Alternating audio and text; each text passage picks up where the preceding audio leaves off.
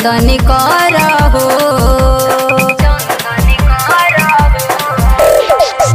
अढ़ौल हार रोड़ी चंदन करहो।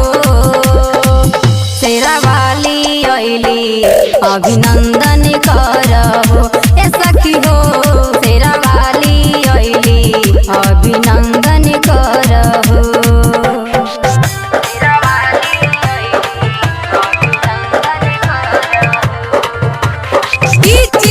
राजेश राज पोखरिया पोखरिया पोखरिया पोखरिया। महिमा महान माई के जाने संसार हो। इनका कृपा से जग में होला उजियार हो। महिमा महान माई के जाने संसार हो। इनका कृपा से जग में होला उजियार हो। पूजा ओहार माई के अर्चन करहो।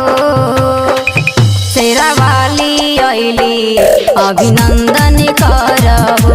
ए सखी हो शेरावाली अइली अभिनंदन करहो।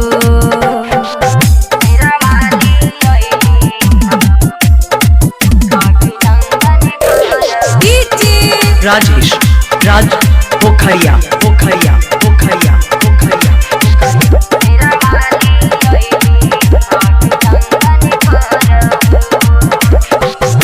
कष्ट निवारण माई देव के दुलारी।